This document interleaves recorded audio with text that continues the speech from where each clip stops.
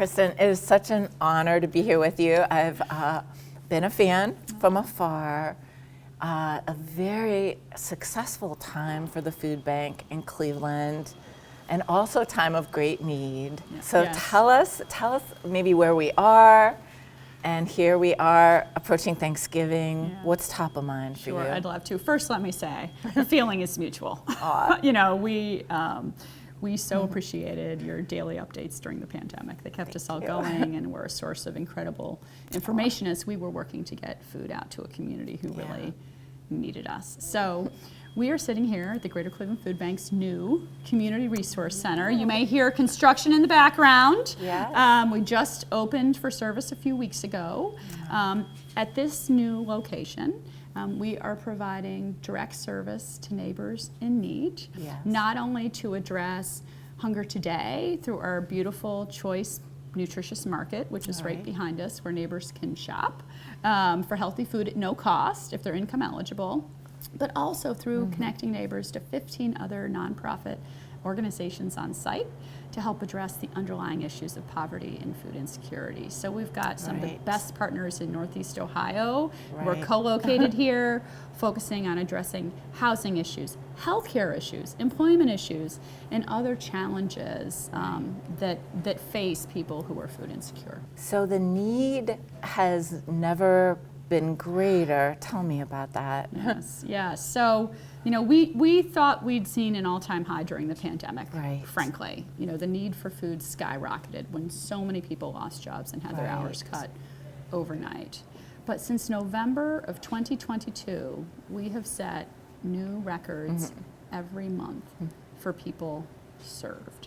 And this past year, our past fiscal year, we served about 400,000 unduplicated people, that's unique individuals, across our 6-county service area in partnership with our 1,000 agency partners. And, you know, I've just been amazed, I think, at how quickly and consistently the need has grown, in large part because of higher costs of living, but also because of the end of the extra pandemic era SNAP allotment. Right, so some benefits from the pandemic era are over, and all of us are feeling the pinch in the market. Absolutely. You know, we talked to a senior citizen who came to one of our sites for help. And, you know, she told me she had never been there before. She was thrilled that we had eggs available, because she said when she went to the supermarket, she sometimes had to put eggs back because they were too expensive for her to afford. And she'd always been able to make ends meet, but her landlord had increased her rent by $200 a month. And, you know, as a senior citizen living on a fixed income, she just didn't have an extra $200 a month. And so the first thing that gets cut is nutritious food. So she came to us for fresh produce and dairy and other things to keep her strong and healthy. What are some of the other stories you're hearing? I know folks begin by cutting back on a meal or two if they have kids. Sometimes folks will go without a meal so their child can eat. It happens all too often. You know, many times people are choosing between food and another expensive necessity, whether that's utilities or that's their mortgage payment or healthcare, right? And so the food budget is one that tends to be the most flexible. And so they cut back on the food budget to take care of something else so they don't get evicted, right? Or they put gas in their car to get to work. You know, we had a dad come in here the night before the Community Resource Center opened. He had 3 boys. I think the ages were 6 to 12 or so. He was worried about feeding his boys. And he said, you know, I work full time. I just, with these higher costs, I cannot get by anymore. And I need food for my kids. And it's heartbreaking to me that someone who's working full time still is struggling to put food on the table. But, you know, that's what food banks and our partners are here for. You see that a lot, don't you? I mean, people are trying to make it all work. Tell me about just some basic statistics of who how many people are affected? Sure. And I know kids more so. Absolutely. So nationally, more than 50% of people who go to food pantries for assistance are a member of a working poor family. Right? So someone in the household is working, but it's still not enough to meet all of their basic needs. I mean, generally speaking, we're seeing more and more senior citizens turn to us for help every year. Seniors are living longer. They're trying to age at home, and they're running out of money. They're running out. Yes. And so, you know, that's just heartbreaking, but we've got to make sure that there's food available to keep them healthy. That's right. We also know that the effect of food insecurity on children can have, can cause lifelong challenges. You know, you just can't learn if you go to school hungry. That's right. And so we've got some special programming specifically designed to try to make sure that high-risk kids have access to the food that they need. I mean, every year, well over a third of the people who are served in Northeast Ohio by our network of partner agencies are children. Are children. How do you help folks? I know there are probably folks out there who are trying to make ends meet, and they might be afraid to ask for help. How do you help folks overcome the stigma? This can happen to anyone. Oh, it sure can. It sure can, and it sure does. I mean, we served more than 100,000 people this past year who had never needed help before. And many times, people just need help for a short period of time while they overcome a challenge or get back on their feet. So one of the things we're able to do with the Greater Cleveland Food Bank is we have a wonderful help center staffed by a really talented, empathetic team, open Monday through Friday. Folks can call that number and we will help them connect to a food pantry or agency in their neighborhood, depending on what their needs are. Sometimes people in need for the first time don't know that the church down the street has a food pantry or hot meal site, right? We can help them apply for benefits over the phone.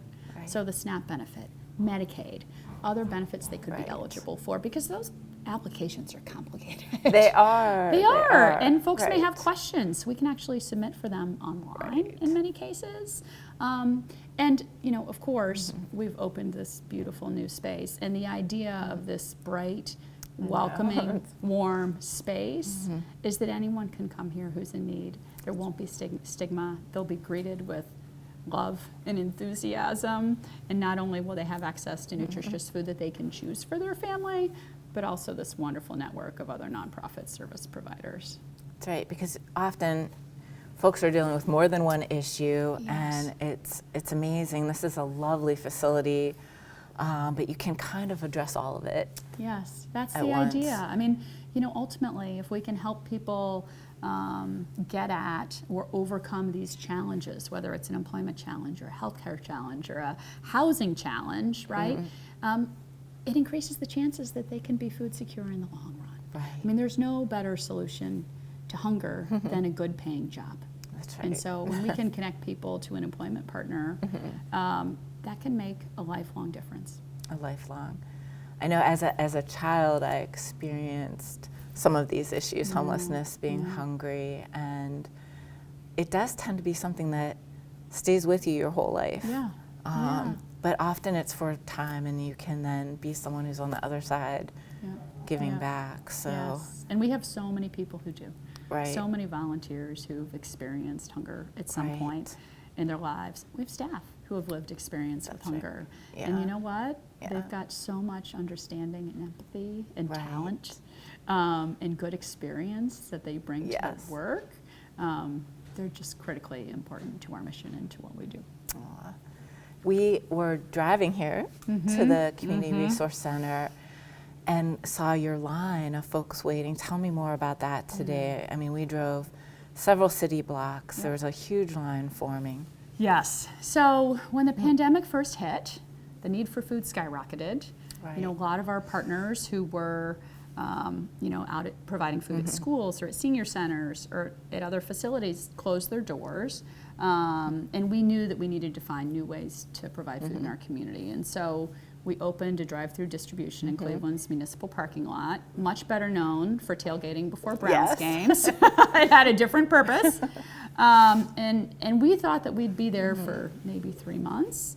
We have now been there for 3.5 years. That's amazing. Providing food, drive-through style. The Thursday before Thanksgiving is often our biggest distribution of the year.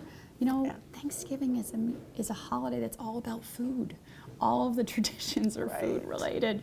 And so, you know, if you're in a family struggling to put food on the table, that causes a lot of stress and pressure. And we try to make even more food available at the holidays. So the Muni Lot distribution is typically from 1 to 4. Okay. We are prepared for up to 5,000 families today. I hope that 5,000 families will not need us today. But we'll have a beautiful assortment of Thanksgiving food available, and they will be treated with warmth and respect and dignity. And care. Every person who comes through the line. That's wonderful. Tell me about doing this building. Tell us about the neighborhood, why here? I know this is your old site, but it doesn't look the same. Yes. Well, you know, we operated out of here for 20 plus years as our primary distribution center, kind of our food distribution warehouse for the 1,000 partners we serve in 6 counties. When we built a new larger center nearby, you know, we knew that this location was key and we could do something wonderful with this space. This is the Collinwood neighborhood. Once upon a time, these were the Collinwood railway yards. So many people grew up in this neighborhood, had family who worked in the yards or at the manufacturers nearby.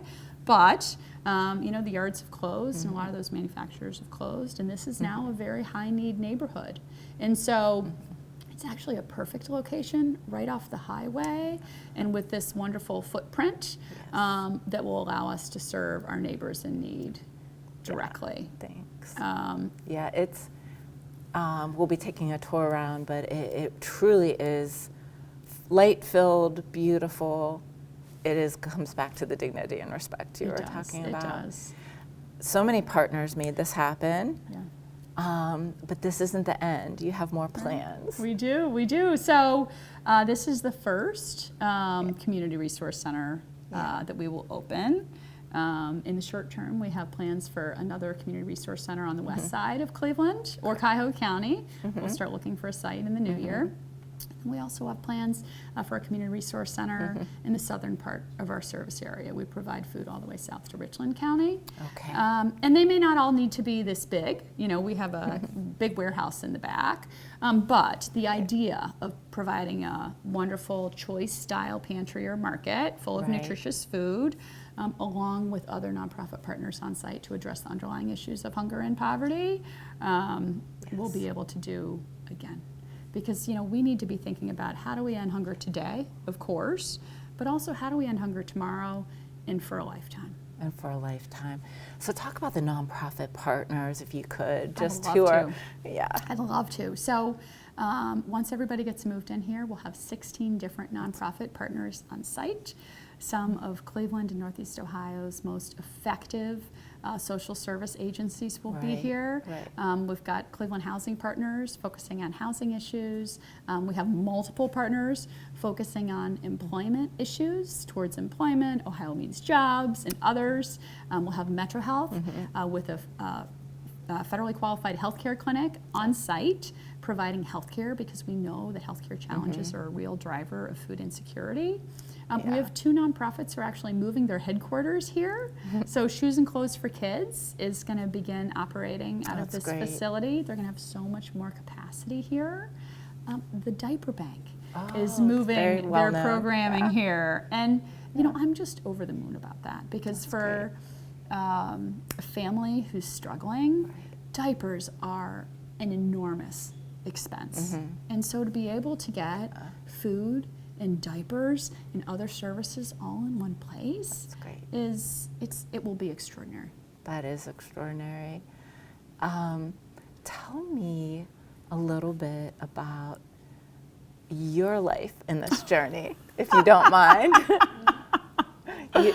We've all been through the pandemic. It was no easy thing to be a leader during that time. But what brought you to this work, and what are you most excited about in the future?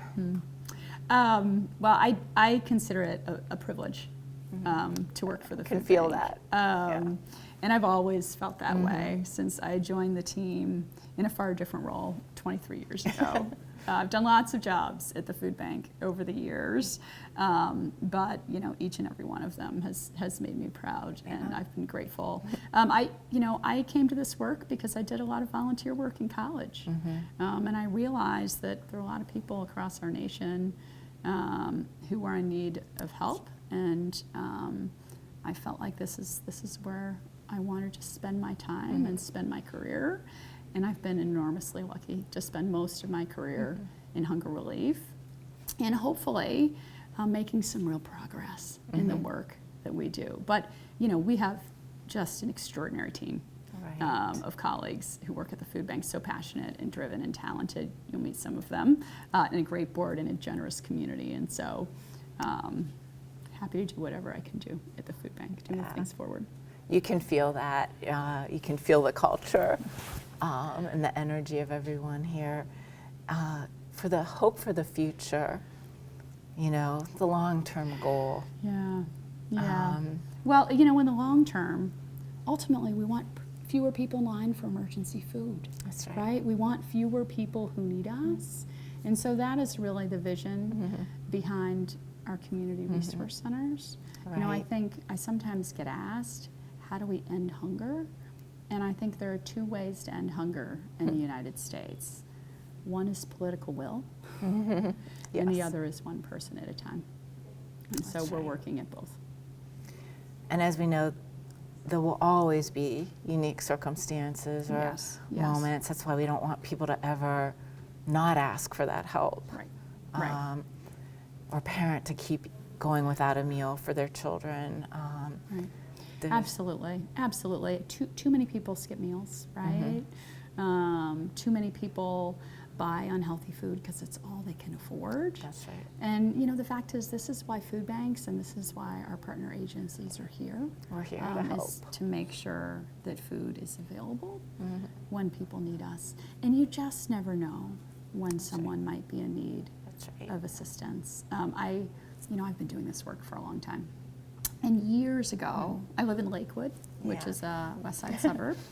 Years ago, I stopped on a Saturday morning at a produce distribution at a church in Lakewood, just to kind of check in and say hi. It's up the street from my house. And I'm a mom, I've got a couple of girls, and I saw two people I knew walking through the parking lot, and they were teachers at the daycare where my girls went when they were babies. And so I love these women. A very special way, and I'm grateful to them. Yes. Oh my gosh, hi, how are you? Are you here to volunteer? Right.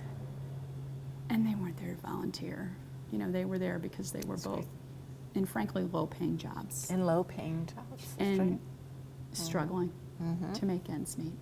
Yeah. And needed food for their families. And so, it was just, I shouldn't need those reminders doing this work, but even I was caught by surprise that day.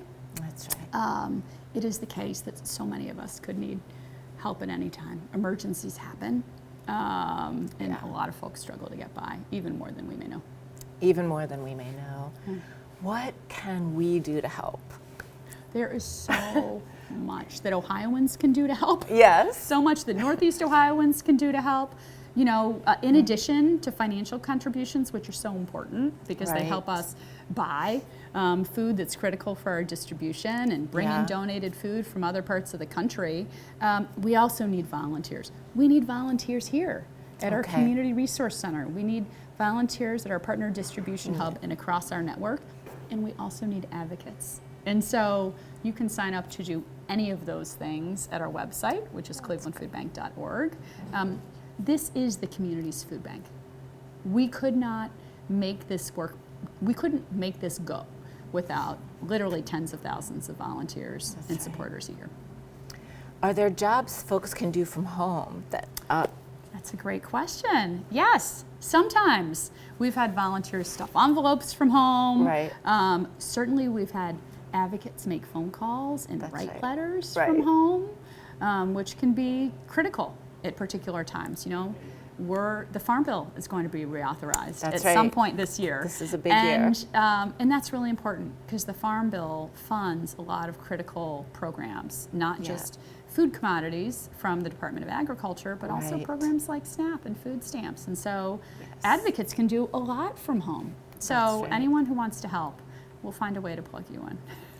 And if we could, just for a moment, in your dream world of fixes, in that advocate world, where are our systems not quite working right? Well, one thing we know and we see all the time is the pay has not kept up with inflation over the years, right? And so we do have so many people who are working very hard at full-time jobs. Sometimes more than one job. More than one job, right?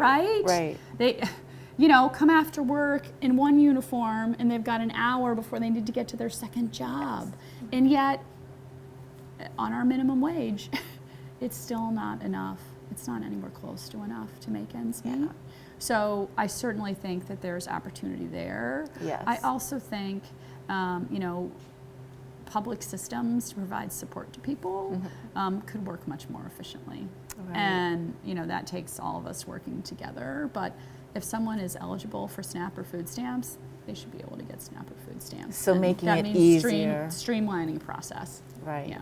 So there's work we can do yet ahead that would benefit our food banks and maybe help take some of the load. Our food banks and our neighbors in need. Facing hunger across our nation, frankly. Anything else you would love to share? Well, you know, we're so thrilled to have you here. Thank you for making the time. It's an honor. And we're really excited to show you our new Community Resource Center.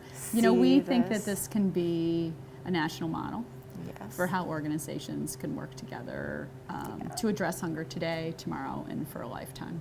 Ohio is very proud of the work you are doing here. So thank you. We're grateful for our partnership statewide. That's great.